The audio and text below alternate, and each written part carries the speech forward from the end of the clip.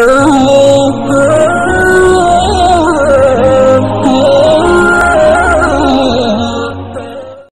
باللہ من الشیطان الرجیم بسم اللہ الرحمن الرحیم وقالوا لن تمسنا النار الا ایاما معدودا قل اتخذتم عند اللہ عہدا فلن یخلف اللہ عہدہ ام تقولون علی اللہ ما لا تعلمون بلا من کسب سیئة واحاطت به خطیئته فاولئک اصحاب النار هم فیہا خالدون والذین آمنوا وعملوا الصالحات اولئک اصحاب الجنہ هم فیہا خالدون صدق اللہ مولانا العظیم۔ تفسیر قرآن کریم کا یہ جو سلسلہ ہمارا چل رہا ہے، آج کی جو آیت مبارکہ ہم نے پڑھی ہے، ان آیت مبارکہ پر سورہ بقرہ کا 9واں رکوع مکمل ہو رہا ہے۔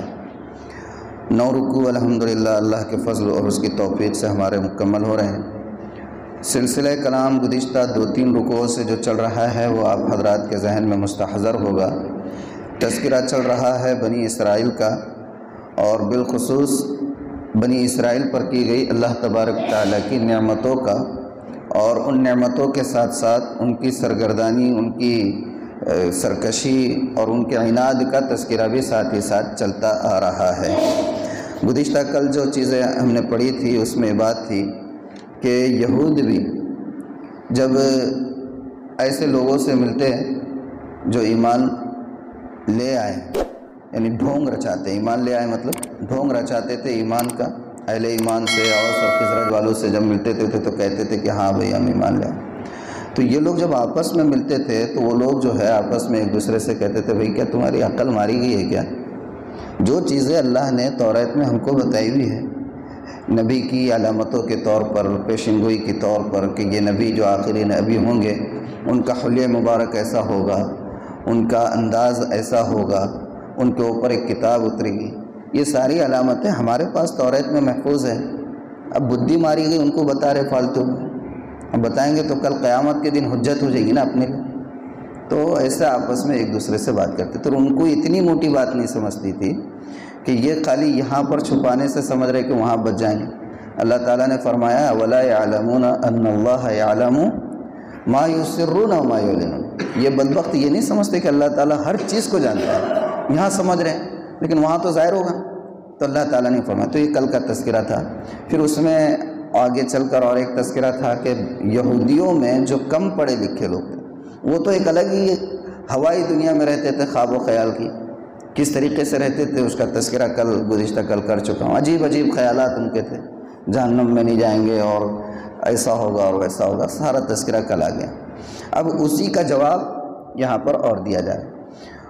فرمایا اللہ تعالیٰ نے ترجمہ ان آیات مبارکہ کا جو میں پڑھ چکا ہوں یہ ہے، اور کہتے ہیں ہم کو ہرگز آگ نہ لگے گی مگر چند روز۔ کیا کہتے ہیں؟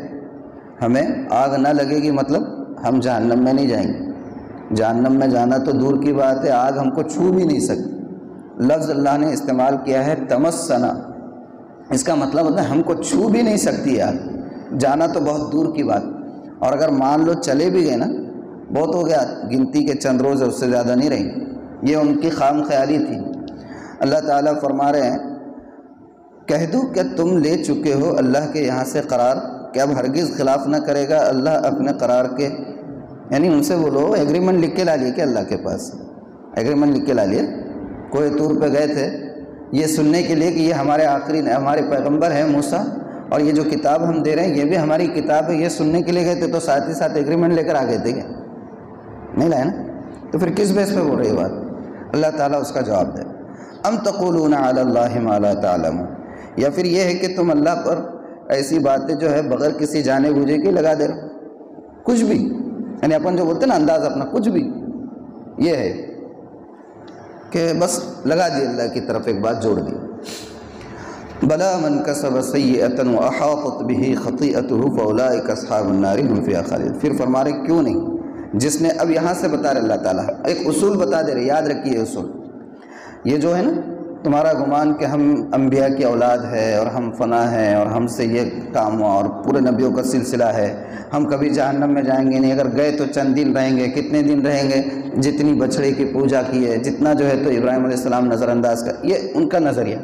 اللہ نے کہا نہیں دیکھو، دو اصول یاد رکھو، جنت کسی کے باپ کی نہیں ہے، جہنم کسی کے یہ نہیں ہے۔ جنت اور جہنم کا اقبال نے جو کہا ہے نا، آج اس کے ترجمے کی، اس کے شعر کی حقیقت سمجھ میں آئی کتنی، یعنی کہ اس میں دقیق بات اس نے کہی ہے اقبال نے، کہ عمل سے زندگی بنتی ہے جنت بھی جہنم بھی، عمل سے زندگی بنتی ہے جنت بھی جہنم بھی، یہ خاکی اپنی فطرت میں نہ نوری ہے نہ ناری ہے۔ نوری مطلب جنتی، نور سے، ناری مطلب جہنمی۔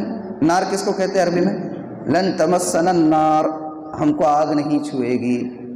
تو اقبال کو حکیم الاسلام اسی وجہ سے یوں ہی نہیں کہا جاتا، اس کے اشعار جو ہے حکمت بھرے تو ہوتے ہی ہیں، لیکن خاص بات یہ ہے کہ ان کے ہم عصر شعراء میں اقبال کو یہ امتیاز حاصل تھا کہ ان کی فکر اسلامی فکر تھی ان کے اشعار کے اندر۔ اور چہرے سے، تصویر سے دیکھ کر ہم تھوڑے سے کبھی کبھار یہ ہو جاتے ہیں کہ بھئی یہ کیسا بندہ تھا، حکیم الاسلام کہتے اور چہرے پر تو داڑھی نہیں، لیکن ان کا ایک شعر مجھے جو ہے اکثر سوچنے پر مجبور کرتا ہے کہ زمستانی ہوا میں، ان کی تعلیم جو ہے وہ کیمبرج اور آکسفورڈ وغیرہ سے ہوئی تھی، وہاں تھے وہ یورپ میں تعلیم حاصل کرنے کے لیے، تو وہاں کے ماحول میں جب وہ تھے تو اس وقت کا تذکرہ انہوں نے اپنے شعر میں کیا ہے کہ زمستانی ہوا میں گرچہ تھی شمشیر کی تیزی، زمستانی ہوا میں گرچہ تھی شمشیر کی تیزی، نہ چھوٹے مجھ سے لندن میں بھی آداب سحر خیزی۔ یعنی یورپ کی سردی مثالی سردی ہوتی ہے، مثالی مطلب بہت زیادہ سردی، اس لیے جو سرد علاقے رہتے ہیں وہاں کے لوگ کیسے رہتے، گورے چٹے رہتے، اپنے پاس کشمیر کے کیسے رہتے، کیونکہ وہ سرد علاقہ ہے۔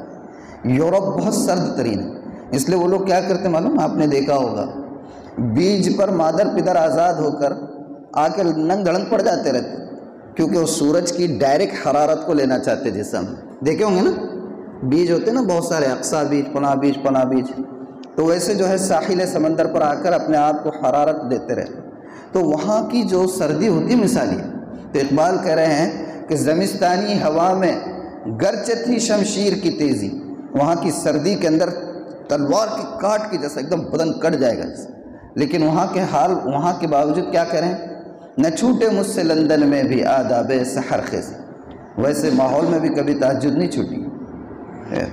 ہاں تو یہ ہے، تو آدمی کو اس کے حلیے سے نہیں جانچنا چاہیے، آدمی کو اس کے حلیے سے نہیں جانچنا چاہیے۔ عزازل کیا تھا؟ فرشتوں کا استاد تھا، اب حلیے پہ دیں گے تو گئی بھینس پانی، حلیے پہ نہیں جانا۔ آدمی کے اخلاقیات، ایمانیات، معاملات، معاشرت، یہ چیز اصل ہے، یہ چیز اصل ہے، خالی ہم لوگ دینداری کو دیکھتے ہیں۔ بہرحال تو اللہ تعالیٰ نے دو اصول دے دی، کیا اصول دیے؟ فرمایا بلا من کسب سیئۃ واحاطت بہ خطیئۃ، کیوں نہیں، جس نے کمایا گناہ یعنی کفر کیا، کمایا گناہ مطلب کفر کیا، اور پھر اس کے بعد اس کے گناہوں نے بھی اس کو گھیر لیا، یا پھر یہ کہ گناہ کبیرہ کیا اور چھوٹے موٹے گناہوں سے بھی اس کی زندگی بھری پڑی ہے نا، فَأُولَٰئِكَ أَصْحَابُ النَّارِ هُمْ فِيهَا خَالِدُونَ، تو اللہ تعالیٰ فرما رہے کہ یہی لوگ یہ جہنم میں جائیں گے اور اس میں ہمیشہ رہیں گے۔ اب بتا دیجئے، اصول اللہ نے بتا دیا، اب یہ تو کہہ رہے کہ الا ایاما معدودہ، لن تمسنا النار الا ایاما معدودہ، چند دن کے علاوہ ہم جہنم میں جا نہیں سکتے اور جائیں گے بھی نہیں بھائی، اس لیے کہ ابراہیم علیہ السلام کھڑے رہیں گے دروازے پہ جہنم کے، دیکھیں گے جس کی بھی ختم ہونے والی، چل رہے بھائی تو یہودی نکل یہاں سے، چل رہے بھائی تو یہودی نکل، ان کا عقیدہ کل بتایا نا میں آپ کو کہ ابراہیم علیہ السلام جہنم کے، ان کا عقیدہ تھا باطل عقیدہ کہ ابراہیم علیہ السلام، دنیا میں سب سے پہلی ختنہ کس کی ہوئی ہے؟ دنیا میں سب سے پہلی ختنہ کس کی ہوئی ہے؟ حضرت ابراہیم علیہ السلام۔ کس کی ہوئی ہے؟ حضرت، ہاں، اور کتنی عمر میں ہوئی؟ کتنی عمر میں؟ 80 سال کی عمر میں۔ کتنے سال کی عمر میں؟ ہاں 80 سال کی عمر میں اللہ نے حضرت ابراہیم کی جو آزمائشیں کی ہے، وہ آزمائشیں بہت کم انبیاء کی ہوئی، لیکن ہر آزمائش میں حضرت ابراہیم سرخ رو ہو کر نکلے۔ 80 سال کی عمر میں اپنی ختنہ اپنے ہاتھ سے کی، اپنی ختنہ اپنے ہی ہاتھ سے کی، بیٹے کے گلے پر چھری رکھ دی، وہ تو بیٹا ہی سمجھ رہے تھے، اللہ نے آنن فانن جو ہے کن فیکن کا مظاہرہ کرا دیا، وہ الگ چیز ہے، تو یہ کوئی معمولی ہی تھا۔ تو ان کا عقیدہ یہ تھا کہ ابراہیم علیہ السلام جو ہے تو جانے نہیں دیں گے، جو بھی مختون ہوگا جس کی ختنہ، مختون بھی صرف یہودی، اب مختون تو مسلمان بھی ہے نا، دنیا میں ابھی اس وقت جو ہے 2 ریلیجن والے ختنہ کرتے ہیں، کون کون؟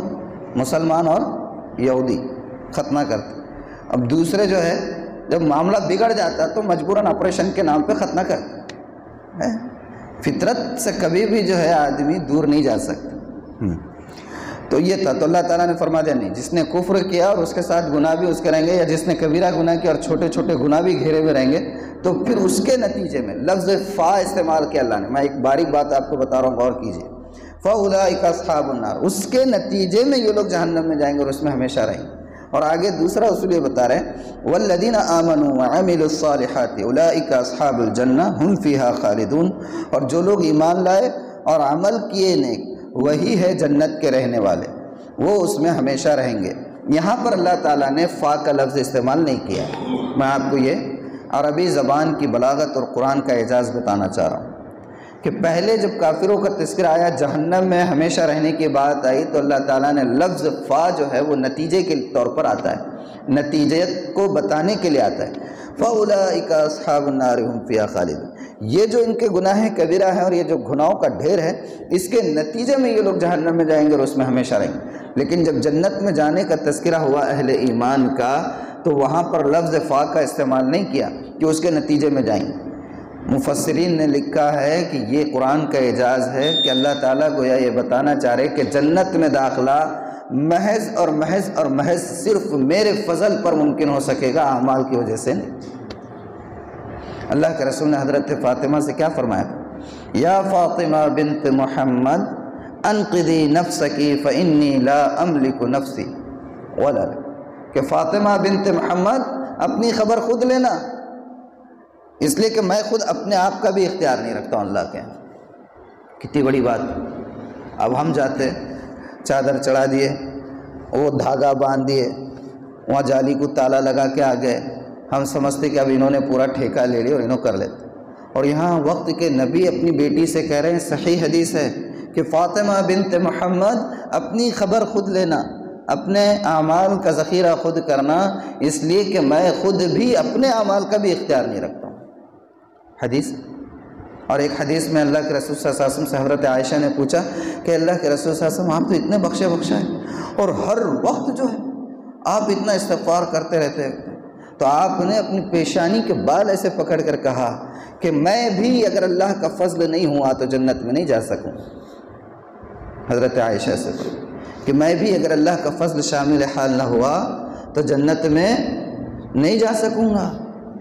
اب ہم لوگ سمجھتے ہیں ہاں ارے کیا ہے، ضرورت ہے اپنے کو، ہے نا، ہمارے شیخ ہمارے پیر و مرشد سفارش کر دیتے ہو نا، بہت بھاری سفارش ہے ان کی۔ وقت کے نبی بھی سفارش نہیں کر پائیں گے اگر اللہ اجازت نہ دے، اور اگر اللہ اجازت دے تو اتنی ہی سفارش کریں گے جتنی اللہ اجازت دیں گے۔ اور اگر اجازت مل گئی، مان لیجئے کہ بھائی ٹھیک ہے مجمع بہت ہے، چلو جو ہے آپ 5 منٹ کے لیے سفارش کرو، کس کس کی کرتے، تو ایسا نہیں ہے کہ بالکل آنکھ بند کر کے جس کی چاہے اس کی سفارش ہو جائے، نہیں، بلکہ اللہ جس کے بارے میں کہے گا اسی کے بارے میں سفارش ہو سکے گی، اور جس گناہ کے یا کام کے بارے میں کہی جائے گی بات، اسی کے مطابق سفارش کر سکے گی۔ اس سے ایک بال برابر بھی آگے بڑھ کر کوئی سفارش نہیں کر سکے، بلکہ سفارش کا یارہ بھی نہیں ہوگا کسی کو، وہاں کسی کو سفارش کا یارہ بھی نہیں ہوگا۔ آپ نے سنا ہوگا نا کہ پوری امتیں اپنے انبیاء کے پاس جائے گی کہ کچھ کیجئے، کم از کم حساب کتاب شروع ہو جائے۔ جنت اور جہنم کا فیصلہ بعد میں ہے، یہ سورج کی تپش، حرارت اور یہ نیچے سے ابلتی ہوئی حرارت، اس میں تو ہم پگھلے جا رہے ہیں، حساب کتاب شروع نہیں ہوا، لوگ سراسیمہ رہیں گے، بھاگیں گے، دوڑیں گے، جیسے عرفہ میں دیکھے ہوں گے آپ، آدمی پریشان رہتا ہے، کھلا آسمان ہے، ایک تھوڑا سا ہلکا منظر ہے، تو کم از کم حساب کتاب ہی شروع کیا جائے، اسی کی درخواست کر دیں۔ تو انبیاء جو ہے اس وقت اپنے تسامحات کو یاد کریں گے، اپنے تسامحات۔ حضرت موسیٰ کہیں گے بھائی نہیں، میں نے کسی کو مار دیا تھا، مر گیا تھا غلطی سے ہی، لیکن اللہ پوچھ لیا تو۔ ہر نبی کچھ نہ کچھ اپنی چیز. حضرت آدم علیہ السلام کو کہا بابا آپ تو ہے، بابا آدم ہے، آپ ساری انسانیت آپ کی ہے، آپ کچھ کر لو. انہیں نہیں وہ جنت میں منع کیا تھا اللہ نے، میں نے کھا لیا تھا، نیچے آ گئے. آج اگر اللہ نے پوچھ لیا تو اس کے دور ہی رہے تو اچھا ہے. ہر ربی کے میں تو کوئی سفارش نہیں ہوگی. تو بتاؤ مجھے کہ یہودیوں کا یہ عقیدہ کہ ہم جہنم میں نہیں جا سکتے چند دن، اور ہمارے پاس بھی تو وہی عقیدہ ہے. فلاں بابا، فلاں شیخ، فلاں مرشد، فلاں پیر صاحب اور فلاں مزار والے جو ہے تو وہ سفارش کر دیں گے، اور وہاں گئے تو کیا کہتے ہیں، بیڑا پار ہو جائے گا اور کام بن جائے گا. اور یہاں اللہ یہ صفات یہودیوں کی بتا رہے ہیں، اور ہمارے اندر بھی وہ صفات ہے، اور ان صفات کے نتیجے میں اللہ کرے کہ جہنم میں جائیں گے اور ہمیشہ رہیں. اور وہی صفات ہمیں تو ہمارے کو کیا سرخاب کے اوپر لگے. میرے اور آپ کے آقا تو اپنی صاحبزادی سے خود کہہ رہے کہ اپنی خبر خود لے، میں خود اپنے آپ کا بھی اختیار لوں، تو ہم کو کون سے سرخاب کے اوپر لگے. تو یہ قرآن جو پڑھ رہے ہیں، تذکرہ جو بنی اسرائیل کا پڑھ رہے ہیں، ہر آیت میں ہمارے لیے عبرت کا سامان ہے. اللہ تعالیٰ عمل کی توفیق عطا فرمائے. اللہ اگر حیات مستعار عطا فرمائے اور توفیق ارزانی فرمائے تو انشاءاللہ اگلا حصہ آئندہ کل پڑھیں گے.